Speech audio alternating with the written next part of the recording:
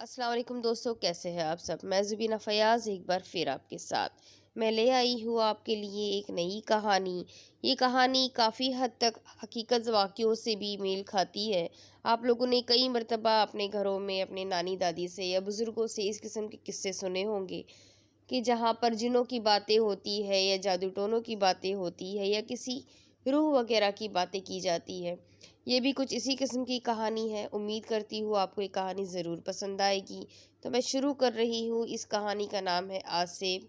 तो सुनिए मेरे साथ आसेब।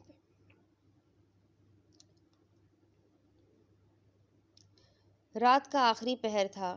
खूबसूरत सी 17 साला लड़की, अपने सियाह रंग के घने घुंघराले बाल जो कमर से थोड़ा नीचे तक थे, बड़ी बड़ी ग्रे रंग की आंखें, नाजुक नकोश, गुलाबी रंग, गुलाबी लब, सुर्ख व सफ़ेद। और वो लड़की जिसके गाल हमेशा सुर्ख ही रहते थे, खिड़की खोले खड़ी थी, जबकि खुले हुए बाल हवा से अटखेलियां कर रहे थे।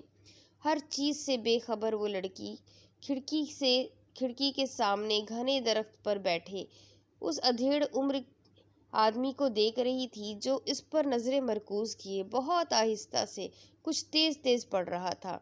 एकदम उसके कानों में भिनभिनाहट होने लगी, जैसे कौन सी जबान थी उस वो नहीं जानती थी। धीरे धीरे आंखें बंद करती वो पलटकर अपने पीछे बिस्तर पर जाकर चित लेट गई। कमरे में अचानक कोई हुलिया चलता हुआ उसके ऊपर झुक गया। तेज गरम सांसें उसे अपनी गर्दन पर महसूस होने लगी। इससे कब्ल वो हुलिया उसकी गर्दन को नोच लेता। दरवाज़ा जोर से बजा। देखते ही देखते सब कुछ हवा में तहलील होकर सब नॉर्मल हो गया, जैसे किसी भी पुरस्रार चीज़ का कोई वजूद सिरे से था ही नहीं। अगले दिन उसकी आंख खुली तो अंगड़ाई लेकर बिस्तर से उतरकर बाथरूम की तरफ बढ़ गई। रात का वाकया जैसे याद ही नहीं था। जिस्म बुरी तरह टूट रहा था। कितनी ही देर वो शावर खोले आंखों को मूंदे गर्म पानी के नीचे खड़ी रही। अचानक शावर से लंबे लंबे बाल पानी के साथ नीचे की तरफ आते उसके चेहरे से होते हुए पूरे जिस्म पर फैलने लगे। घबराकर पट से मीसा ने अपनी आंखें खोली। खुद को झरझरी लेकर झटक कर देखा। आह! लंबी पुरसुकून सांस लेकर टैप बंद करती बाद गाउन पहनकर वॉशरूम से बाहर आई, जहां उसकी मामा पहले से ही मौजूद थी। मीसा, तुम्हारी गर्दन पर क्या हुआ है? मरियम बेगम की नज़र जैसे ही उसकी सुराहीदार गर्दन पर पड़ी तो निशा तो परेशानी से उसकी तरफ आकर देखने लगी, जहां कोई जख्म का नामो निशान नहीं था। मामा, आई एम ओके। वो मुस्कुराकर अपनी माँ को देखने लगी। मीसा के मुस्कुराने से दोनों गालों पे गड्ढे बनते थे, जिसकी वजह से वो और हसीन लगने लगती थी। लेकिन मरियम बेगम को जाने क्यों इसके मुस्कुराने से खौफ सा आता था। ये भी कुछ महीने से ही मरियम बेगम को महसूस होने लगा था। ठीक है मीसा, लेकिन इसमें मुस्कुराने वाली क्या बात है? जाओ कपड़े चेंज करके लाउंज में आओ। तुम्हारे बाबा कब से तुम्हारा नाश्ते पर इंतजार कर रहे हैं। मरियम बेगम संजीदगी से उसे टोकती कमरे से निकल गई, जबकि वो गहरी सांस भरती वार्डरोब की तरफ बढ़ गई। कुछ ही देर में वो ड्रेसिंग के सामने खड़ी अपनी तैयारी का मुकम्मल जायजा ले रही थी, जब उसे महसूस हुआ खिड़की के साथ कोई चिपक कर खड़ा उसे देख रहा था। मीसा ने आहिस्ता से सर घुमाकर देखा, जहाँ कोई नहीं था। जल्दी से सर झटक कर वो कमरे से बाहर निकल गई। मीसा, तुम्हें अम्मी बुला रही है। मीसा, जो घर से कॉलेज के लिए निकल रही थी, साथ की आवाज़ पर पलट कर उसे देखा, जो उसके सामने पर मुंह फेरती अपने कमरे की तरफ निकल गई। मीसा इसे जाता देखती रही, फिर सर झटककर अपनी ताई के कमरे की तरफ चल दी। इजाज़त मिलते ही वो अंदर बढ़ी, जहाँ भारी वजूद की औरत शक्ल से ही खराट लगती थी, मगर इनका शीरी लहजा इनकी शख्सियत से मेल नहीं खाता था। मीसा को देखते ही किरण बेगम मुस्कुराई। हाँ मीसा, आओ, तुम कॉलेज जा रही हो? जी हाँ। आपको कोई काम था? हाँ, आज शाम को कुछ लोग आ रहे हैं साथ को देखने। अगर तुम्हें बुरा ना लगे तो अपने कमरे से मत निकलना प्लीज़। या अगर तुम कॉलेज से ही किसी फ्रेंड के साथ मूवी देखने चली जाओ तो मैं तुम्हें पैसे भी दे देती हूँ। नहीं ताई, इसकी ज़रूरत नहीं है। मूवीज़ देखना मुझे पसंद नहीं है, और सिनेमा जाकर 2 ढाई घंटे एक ही जगह बैठे रहना, यह मुझे सबसे बेकार लगता है। पता नहीं लोग कैसे इतनी देर एक ही सीट पर जमे रहते हैं। एनीवेज मैं अपने कमरे से नहीं निकलूंगी, आप बेफिक्र रहे, चलती हूँ, अल्लाह हाफिज। सपाट लहजे में अपनी बात मुकम्मल करती मीसा कमरे से बाहर निकल गई। मीसा सीढ़ियां उतर रही थी जब अपने दाएं तरफ सलाखों वाले सियाह गेट की तरफ देखा। आखिरी स्टेप उतरकर गेट के करीब गई। अंदर पूरा स्कूल खाली था, जो आज बंद था। धूप और रोशनी छन छन कर अंदर पड़ रही थी। जब अचानक उसे यूं महसूस हुआ कोई क्लास से निकलकर भागा है। मीसा तेजी से नीचे उतरकर बैरूनी गेट से अंदर दाखिल हुई। इसके 2 मिनट बाद ही गेट खोलकर काले रंग वाला, लाल अंगारा होती आंखों वाला बड़ा सा कुत्ता निकलकर गायब हो गया। तेज तेज चलती वो कॉलेज की तरफ जा रही थी। उनके घर से कॉलेज ज्यादा दूर नहीं था। वो हमेशा नकाब करके पैदल ही चलकर गर्ल्स कॉलेज चली जाती थी। नकाब का शौक भी उसे दोस्तों को देखकर छिड़ा था। तुम परेशान हो? मीसा की दोस्त सारा ने उसके साथ बेंच पर बैठकर पूछा। हाँ शायद। कल फिर मुझे अजीब ख्वाब आया, लेकिन ऐसा लगता है जैसे वो ख्वाब नहीं हकीकत हो। सारा कहीं मुझे नींद मुझे कहीं नींद में चलने की बीमारी तो नहीं हो गई? मीसा ने उलझकर इससे पूछा, जो स्कूल से उसके साथ साथ थी। हो सकता है। वैसे अगर ऐसा है तो तुम्हें अपना इलाज करवाना चाहिए। सारा ने कंधे उचकाए जबकि मीसा सोच में पड़ गई। छुट्टी के बाद वापसी पर सड़क सुनसान पड़ी हुई थी, या उसके लिए ही थी पता नहीं। कुछ देर ही चली होगी बस, जब मीसा को किसी लड़की के रोने की आवाज़ आने लगी। उसके कदम एकदम रुके। पलटकर दाएं तरफ देखा, जहां एक लड़की सपाट चेहरे से उसी पर नजरें मरकूज किए खड़ी हुई थी। लेकिन जो चीज़ मीसा को खौफजदा कर गई थी वो उसकी आंखें थी, जिसके सियाह बड़े बड़े जीले किसी डायन की तरह लग रहे थे। मीसा के देखने पर वो लड़की उसी तरफ देखती छोटे छोटे कदम उठाकर उसकी तरफ बढ़ने लगी। देखते ही देखते वो करीब आती काले धुएं में बदलकर गायब हो गई। मीसा का सर चकरा कर रह गया। जाने कुछ महीने से रोज उसके साथ पुरस्कार से वाक़े हो रहे थे, जिनका चाहने के बावजूद वो अपनी माँ से तस्करा नहीं कर पा रही थी। असद और सैफ 2 भाई थे। हैदराबाद के पौश इलाके में साथ रहते थे। डबल स्टोरी ये घर, जहाँ नीचे स्कूल था जबकि ऊपर वो लोग रिहाइश पजीर थे। असद और किरण की एक एक ही बेटी थी साथ, जबकि एक बेटा जो पढ़ाई के लिए बाहर मुल्क गया हुआ था। अयान, सैफ और मरियम बेगम, जिनकी इकलौती औलाद मीसा थी, जो शादी के 5 साल बाद हुई थी। किरण बेगम अपनी बेटी की शादी को लेकर आए दिन परेशान रहती, क्योंकि जो भी रिश्ते साथ को देखने आते वो मीसा को पसंद कर लेते। यही वजह थी किरण बेगम उसे घर से बाहर रहने के लिए कह रही थी। मीसा, क्या बात है? न सलाम न दुआ, ऊपर से इतनी देर से क्यों आई हो? मरियम बेगम उसे सीधा कमरे की तरफ जाता देखकर डांटने लगी। मामा, सर में दर्द है, सोना चाहती हूँ। बिना मरियम बेगम की तरफ देखे बगैर कहती तेजी से कमरे में चली गई। ये किस तरह बात करके गई है आपसे चाची? तौबा, मैंने आज तक अम्मी से इस तरह बात नहीं की, चाहे मेरे सर में जितना भी दर्द हो। उफ, अभी से इस तरह की है, आगे अल्लाह बचाए। साथ जो सोफे पर बैठी हुई थी आंखें घुमाकर लहक लहक कर कहती अपने कमरे की तरफ बढ़ गई। मरियम बेगम हैरान थी। मीसा ने कभी इस तरह बात नहीं की थी। इसे तो गुस्सा भी नहीं आता था। मीसा कमरे में आते ही बाथरूम में घुस गई। कुछ देर बाद बालों को तौलिए से बांधे बाहर निकलकर ड्रेसिंग के सामने खड़ी एक झटके से तौलिए को उतारकर कालीन पर छोड़कर आईने में खुद को गौर से देखने लगी। ग्रे डेले सियाह होते महसूस हुए। करीब होकर देखने लगी, लेकिन आंखों का असल रंग ग्रे देखकर एक बार फिर आंखों को सख्ती से बंद करके खोला। उफ, लगता है सर में ज्यादा ही दर्द हो रहा है। मीसा सर झटक कर सीधी होती बेड पर जाकर लेट गई। एकदम झटके से उठी। उसे लगा जैसे कोई उसके ऊपर गिरा हो। थोड़ी देर उसे इसी तरह बैठे रहने के बाद वो दोबारा लेटकर आंखें बंद कर ली। आधे घंटे बाद मरियम बेगम कमरे में दाखिल हुई। मीसा को गहरी नींद में देखकर गहरी सांस भरती वापस चली गई। क्या बात है, कहाँ जा रही हो? सैफ साहब ने लेटते हुए मरियम बेगम से कहा, जो उठकर कमरे से जा रही थी। मीसा को देखने रात का खाना भी नहीं खाया, मगरिब से सो रही है। 11 बज रहे हैं, हो सकता है उठ गई हो। मरियम बेगम जवाब देकर निकल गई। 5 मिनट ही गुजरे थे जब मरियम बेगम घबराते हुए कमरे में आई। मीसा कमरे में नहीं है, मैंने बाथरूम, बालकनी, हर जगह देख लिया। साथ के कमरे में हो शायद, सैफ साहब ने बैठते हुए कहा। मैं देखती हूँ, मरियम बेगम सोचते हुए कहकर साथ के कमरे की तरफ बढ़ने लगी। जब घर का दरवाज़ा थोड़ा सा खुला हुआ नजर आया, मरियम बेगम हैरान होती कमरे की तरफ जाने की बजाय गेट से निकलकर जीना उतरकर नीचे जाने लगी। लेकिन नीचे पहुंचने से पहले ही उनके कदम ज़मीन में गड़ गए। उनकी आंखें फैल गई। इससे पहले मीसा उन्हें देखती, मरियम बेगम लरजते दिल के साथ अपने कदमों को हरकत देती छुपने के लिए पीछे होने लगी। लेकिन चाहने के बावजूद वो एक कदम उल्टा लेकर दूसरा कदम ना उठा सकी। मीसा ने आहिस्ता आहिस्ता गर्दन घुमाकर सर्द नज़रों से उन्हें देखा। मीसा, क्या कर रही हो यहाँ? मरियम बेगम बमुश्किल हिम्मत करती जोर से बोलने लगी, लेकिन आवाज़ जैसे सिर्फ अपने आप को ही सुनाई दी। जबकि मीसा मुस्कुराई, वही पुरस्कार सी मुस्कुराहट।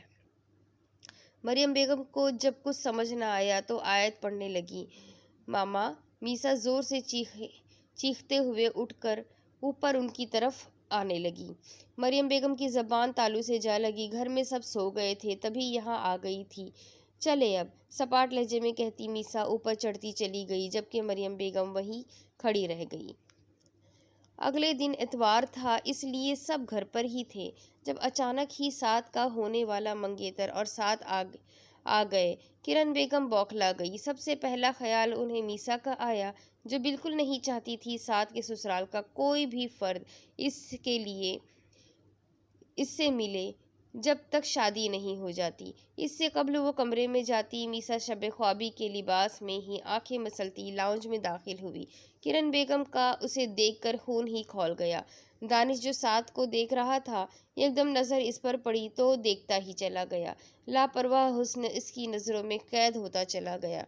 मरियम बेगम अपनी बेटी को देखकर शर्मिंदा हो गई। ज़बरदस्ती मुस्कुराहट चेहरे पर सजाकर उसका तारुफ करवाया। मीसा की तो जैसे सारी नींद ही उड़ गई। उसके तो सर में शदीद दर्द था, तभी जागते ही सीधे लाउंज में चली आई थी। जितनी देर वो बैठी रही, दानिश उसे ही देखता रहा। साथ का बस नहीं चल रहा था दानिश के सामने बैठी अपनी कजिन को गायब कर दे। किरण बेगम को जो डर था वही हुआ। दानिश के घर वालों ने कॉल करके किरण बेगम को कहा, दूसरी लड़की क्यों छुपाई गई। साथ से रिश्ता तोड़कर मीसा के लिए कहा। किरण बेगम तो सुनते ही फट पड़ी। अच्छी खासी भड़ास निकालकर कॉल काट कर मीसा के रूम की तरफ बढ़ी। अंदर दाखिल होने से पहले ही रुककर कुछ सोचते हुए शैतानियत से दोबारा अपने कमरे की तरफ चली गई। सब रिश्ता ख़त्म होने पर साथ को और ख़ुद को तसल्ली देने लगी, जबकि मीसा को साथ के लिए दुख हुआ, जबकि इन लोगों पर शदीद गुस्सा आया। खाने का वक्त था। मरियम बेगम डिश मेज़ पर रखते हुए साथ को आता देखकर मीसा को बुलाने का कहकर सैफ साहब के साथ वाली कुर्सी पर बैठ गई। साथ ने मुंह बनाकर दरवाजे पर नॉक किया। 2 बार नॉक करने के बावजूद कोई जवाब ना मिला तो आंखें घुमाकर अंदर दाखिल हुई। लेकिन सामने का मंजर देखते ही उसके पैर जमीन में जमकर रह गए। दरवाज़ा खोलने की आवाज़ पर मीसा, जो कालीन पर सर झुकाकर बैठी, हाथ में बड़ा सा चाकू लिए अपने हाथ पर कट लगाकर हंस रही थी, रुककर सर घुमाकर दरवाजे के सामने खड़ी साथ को देखकर मुस्कुराई। तुम क्या करने आई हो यहाँ? मीसा ने एकदम भारी आवाज़ में उससे पूछा था। बज़ाहिर तो चेहरे पर कोई ऐसे खौफनाक तासुरात ना थे, लेकिन इसकी मुस्कुराहट और आवाज़ से साथ का दिल कांप गया था। मीसा, आवाज़ हलक में अटक कर रह गई, जबकि मीसा जोर से कहकहा लगाकर हंस रही थी।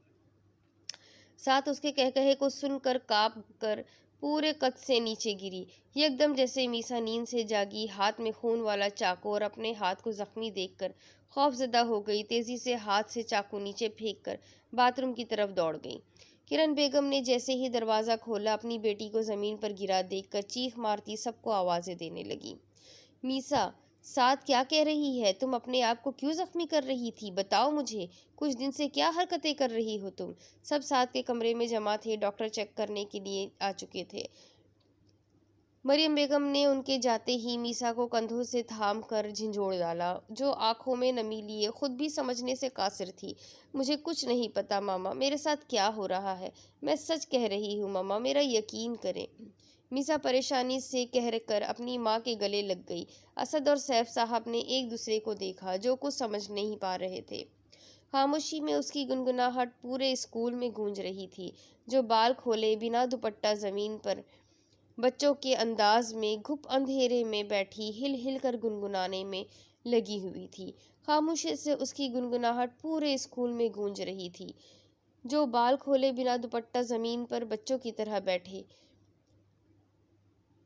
हिल हिल कर गुनगुनाने में लगी हुई थी। हर तरफ हू का आलम था। एकदम दूर क्लास का दरवाज़ा चरचराया, साथ ही किसी चीज़ के घसीटने की आवाज़ ने उसकी गुनगुनाहट रोकी।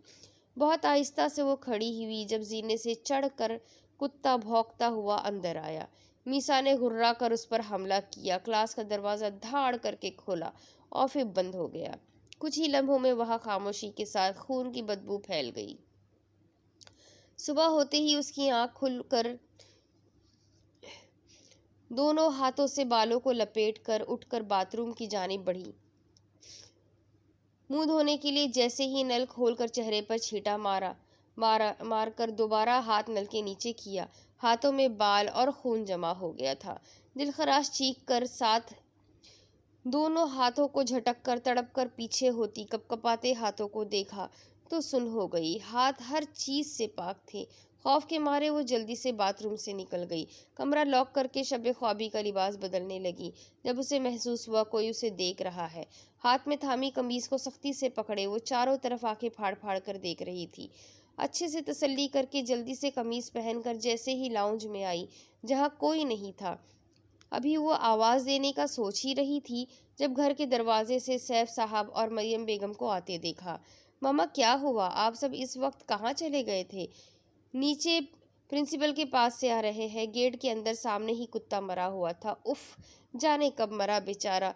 वो तो शुक्र था आज स्कूल बंद नहीं था, वरना तो कीड़े खा जाते पूरा।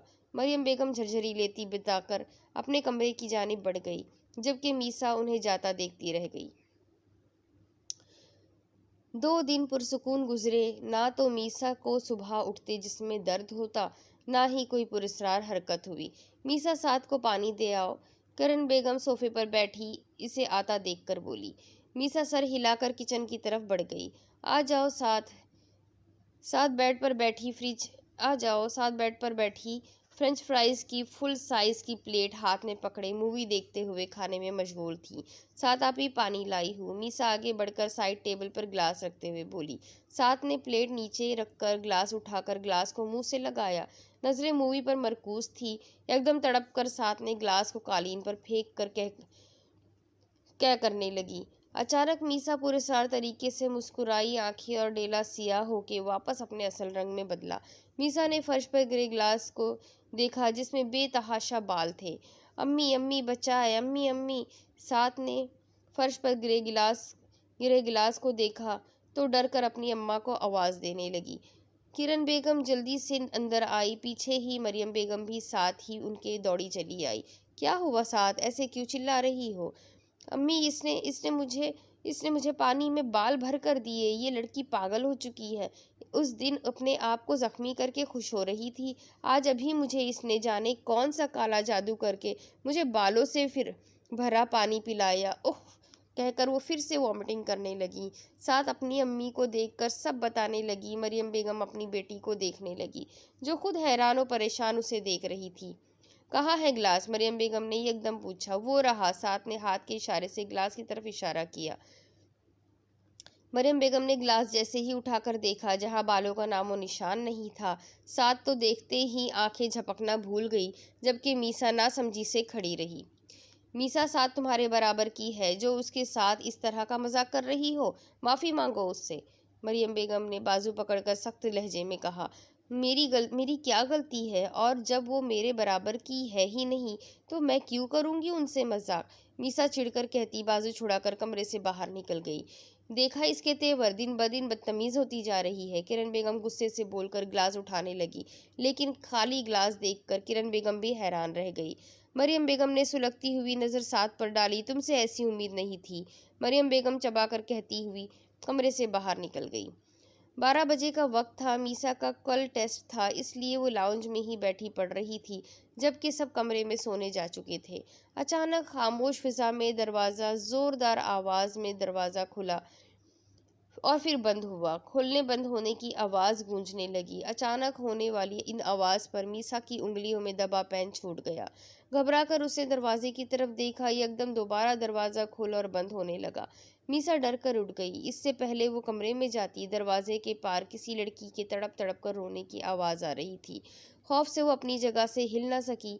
लड़की के रोने की आवाज़ भारी से भारी होती चली गई। मीसा का खून खुश्क होता गया। धाड़ से आवाज के साथ कोई उसके आर पार हुआ। जोरदार खटका लगने से वो लड़खड़ाती, हिम्मत करती अपने कमरे में जाकर बंद हो गई। मीसा सुबह उठी तो वही दर्द जिसमें महसूस हो रहा था। अंगड़ाई लेकर जैसे ही वो उठी, आंखें फटी की फटी रह गई। सामने हो उसकी माँ सामने ही सोफे पर उसकी माँ खून से लथपथ सोफे पर पड़ी हुई थी। पूरा चेहरा खून से भरा, पूरे जिस्म पर खून से कपड़े भीगे हुए थे। ऐसा लग रहा था जैसे किसी ने खून से नहला दिया हो। मीसा के जिस्म में सनसनी सी दौड़ गई। लरसते वजूद के साथ बेड से नीचे उतरी। जब पैरों के नीचे गीला गीला महसूस हुआ, आहिस्ता से सर झुकाकर अपने पैरों की तरफ देखा कि रीढ़ की हड्डी में सनसनाहट दौड़ गई। हर तरफ खून ही खून था। अपनी माँ की हालत देखकर उसके आंसू भी निकल रहे थे। हा कह कहा की आवाज पर मीसा ने झटके से सर उठाया। सामने ही साथ खड़ी बड़ा सा बेलचा पकड़े कह कहा लगा रही थी। बेलचा भी खून से भरा हुआ था। सियाह बड़ी आंखें इसको देखकर हंस रही थी। एकदम मीसा को शदीद गुस्सा ऊद कर आया। साइड टेबल पर शीशे का भारी आवाज उठाते ही मीसा ने इस पर हमला कर दिया। घर के सभी अफराद टीवी लाउंज में बैठे थे। जब जोर जोर से चीखों की आवाज पर सबसे पहले मरियम बेगम मीसा के कमरे की तरफ भागी। दरवाजा खोलते ही सब लर्ज कर रह गए। मीसा जुनूनी तरीके से साद को बुरी तरह जख्मी कर चुकी थी, जबकि साद का सर फटने से खून पानी की तरह बह रहा था। हाय मेरी बच्ची, मार दी, कोई बचाओ मेरी बेटी को, बचाओ कोई बचाओ। किरण बेगम सीना पीटती तड़प कर चीख चीख कर बोल रही थी। असद साहब ने आगे बढ़कर उसे जबरदस्ती पकड़ पकड़ा, जबकि सैफ साहब तो अपनी बेटी को पथराई आंखों से देखने लगे। उन्हें इससे खौफ महसूस हो रहा था। गुस्से से लाल चेहरा अजीब सा हो रहा था। असद साहब ने उसे काबू करके थप्पड़ दर थप्पड़ मारने शुरू कर दिए। एकदम मीसा होश में आई। अपनी माँ को सही सलामत खड़ा देखकर आंखें झपकना भूल गई। साथ को जल्दी से सब अस्पताल लेकर जाने लगे, लेकिन रास्ते में ही उसकी डेथ हो गई। एक कयामत थी जो इनके सरों पर टूटी थी। किरण बेगम का मुंह गुस्से में पागल हो गई थी, जबकि मीसा को कमरे में लॉक करके गए थे। जो सड़क जो सड़क कर नीचे कालीन पर बैठी, दोनों हाथों को टांगों के गिर्द बांधे सिमट कर बैठी हुई अपने हाथों को देख रही थी। साथ का खून उसके दोनों हाथों पर लगा हुआ था। मीसा देखते देखते अचानक रोने लगी। उसने अपनी कजिन को मार डाला। आवाज से रोती वो पागलों की तरह खुद को मारने लगी। एकदम उसकी नज़र और हाथ और बाथरूम के बेड की दूसरी तरफ काली सियाह आंखों वाली लड़की उसी की तरह बैठी उसे देख रही थी। मीसा के रोने में शिद्दत आने लगी। सामने बैठी लड़की का चेहरा बदलने लगा। देखते ही देखते लड़की भयानक होती चली गई। मीसा तेजी से लड़खड़ा कर कांपती टांगों के साथ भागती दरवाजा पीटने लगी। खोलो, दरवाजा खोलो, मुझे बचाओ, वो मुझे मार देगी। मीसा की आवाज़ फट रही थी। दरवाज़ा पीट पीट कर उसके हाथ सुर्ख हो चुके थे। जब कान के करीब सरगोशी सुनकर उसके रोंगटे खड़े हो गए। मैं तुम्हें साथ ले जाऊंगा। भारी खौफनाक सरगोशी हुई। मीसा गिरती उसके इससे पहले ही दरवाज़ा खोलकर किरण बेगम अंदर आई, किसी चील की तरह उसके ऊपर हमला कर बैठी। किरण बेगम अंदर आते ही लगातार उसके चेहरे पर अपने भारी हाथ से थप्पड़ों की बारिश करती रही। मीसा जिसकी जान वैसे ही लड़की को देखकर आधी हो गई थी। अचानक ही भारी हाथ पड़ने से खुद को बचा नहीं पा रही थी। मरियम बेगम रोती हुई उसे बचाने बढ़ी। मत मारे, छोड़ दे प्लीज, छोड़ दे मेरी बच्ची को, छोड़ दे, मरियम बेगम बचाते हुए रो रो कर कह रही थी, जबकि किरण बेगम एक ही बात दोहरा रही थी, मेरी बेटी को मार दिया इस पागल ने, मेरी बेटी को मार दिया इस पागल ने। किरण बेगम ने उसके बालों को अपनी सख्त गिरफ्त में जकड़ा और कमरे से उसी तरफ घसीट कर बाहर ले गई। एक कोहराम बरपा हुआ था घर में। मीसा तकलीफ से चीख रही थी। मरियम बेगम अपनी नाजुक सी बेटी को बचाने में लगी हुई थी। एकदम ही सैफ साहब अंदर दाखिल हुए। सामने का मंजर देखकर जल्दी से आगे बढ़कर छुड़वाया। मीसा तड़प कर रो रही थी। मेरी बेटी को मार दिया इस बदजात ने, क्या बिगाड़ा था इसने तेरा? किरण बेगम गुस्से से चीख रही थी। मीसा बड़ी बुरी तरह रोती अपने बाप के पीछे छुप गई, जो बेबस थे, क्योंकि मीसा को खुद सबने अपनी आंखों से पागलों की तरह साथ को मारते देखा था। मरियम बेगम का दिल फटने को आ गया। मीसा की हालत देखकर, जिसे कभी हाथ तक नहीं लगाया था, आज उसकी ये हालत थी। होठ फटे, गाल और पेशानी सूजी हुई थी।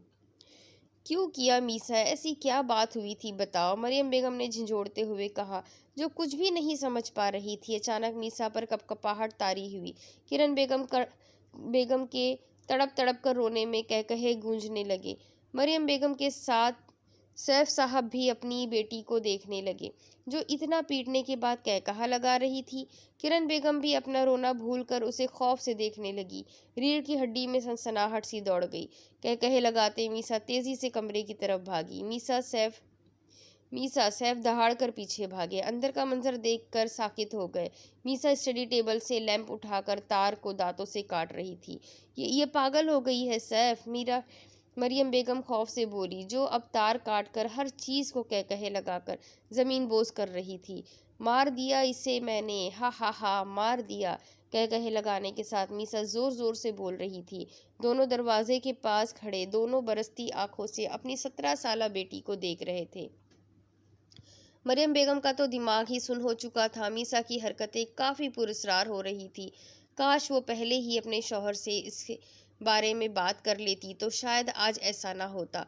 मरियम बेगम रोते हुए सैफ साहब के बाजू को थामकर आंखें मीचे रोने लगी, जो अपनी बेटी को पागल की हालत में देख रहे थे। सात का जनाजा घर आ चुका था। जवान मर्ग पर हर आंख अश्क से लबरेज थी।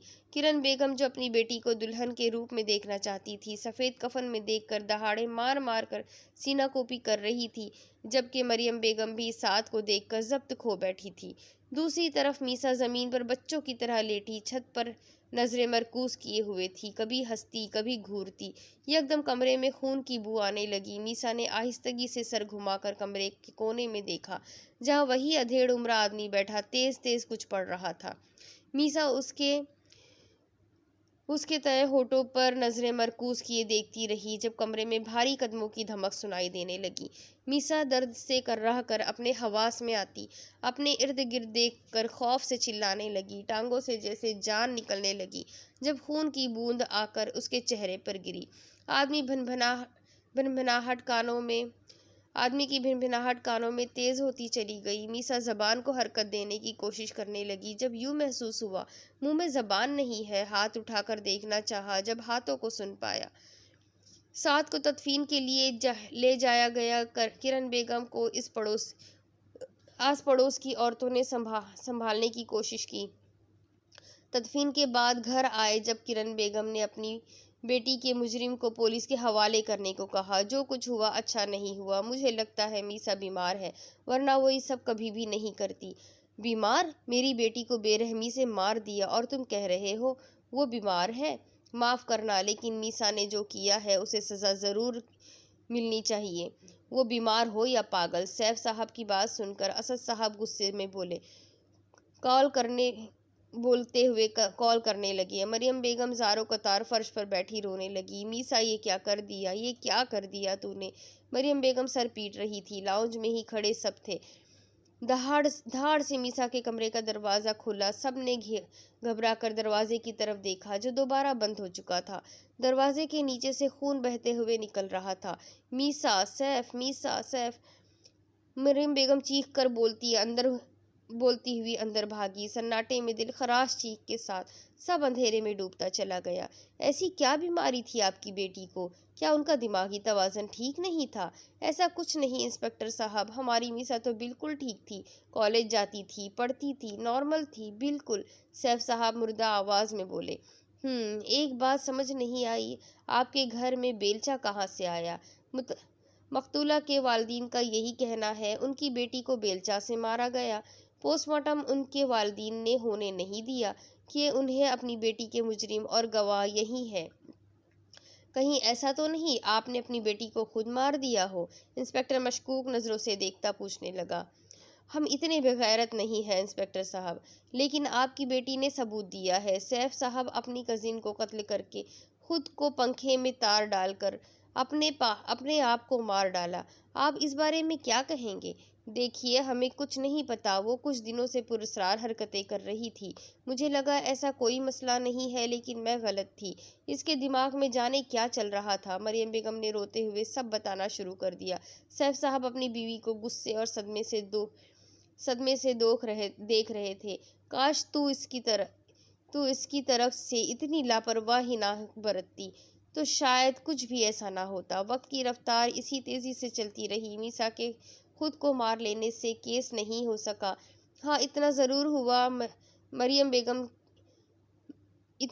हुआ मरियम की उसके बारे में बताई गई बातों से लोग मीसा को पागल समझने लगे, तो कुछ लोग मीसा की पुरस्रार हरकतों का सुनकर इस पर कोई आसेब होगा कहकर बातें बनाने लगे। मरियम बेगम को एक पल करार नहीं आता। डाइनिंग टेबल के गिर्द बैठे सब खामोशी से खाना खा रहे थे। साद की मौत और मीसा की खुदकुशी के बाद इनका बेटा एक हफ्ते के लिए बीवी बच्चों के साथ आकर 4 दिन रहकर वापस चला गया था। सैफ अचानक असद साहब ने अपने भाई को मुखातिब किया। जी कहे, जो हुआ इसमें किसी का कसूर नहीं था। लोग क्या कहते हैं क्या नहीं, इससे कोई फ़ायदा नहीं है ना। मेरी साथ वापस आ सकती है, ना ही तो मीसा। इसलिए मैंने कल ही किरण को अपने फैसले से आगाह कर दिया है, और तुम दोनों का जानना भी ज़रूरी है। असद साहब ठहर ठहर कर बोल रहे थे। सब उनकी तरफ मुतवज्जा थे। जब मीसा के कमरे से भिनभिनाहट के बाद दरवाजे के नीचे से खून बहता हुआ बाहर निकल रहा था, मैंने एक घर देखा है। हम 2 दिन बाद शिफ्ट हो रहे हैं। असद भाई, मेरी बात अभी मुकम्मल नहीं हुई। असद साहब ने हाथ उठाकर सैफ साहब से कहा। मेरा मतलब हम चारों। मुझे वहशत होती है घर से। अब ऐसा लगता है इर्द गिर्द बहुत सी मखलूक हमारे साथ इस घर में रह रही है। तुम्हारा क्या ख्याल है? असद ने कहकर मरियम और सैफ को देखा। किरण बेगम के रोंगटे खड़े हो गए। कल ही तो रात को किसी चीज़ के चबाने की आवाज़ से आँख खुली थी। लाउंज में देखने गई तो मीसा के कमरे का पूरा दरवाज़ा खुला था। अंदर लाइट जल रही थी। अचानक लाउंज का टीवी ऑन हो गया। किरण बेगम जो कमरे को देख रही थी, टीवी खुलने पर खौफ से अपने कमरे में जाकर दोबारा लेट गई। 1 महीने बाद गेट खोलकर वह आदमी के पीछे चलने लगी। इर्द गिर्द औरतें दीवार के साथ लगी बेंचों पर बैठी अपनी बारी का इंतजार कर रही थी, जबकि वो कुछ नोट्स साथ चलते आदमी को देकर पहले जा रही थी।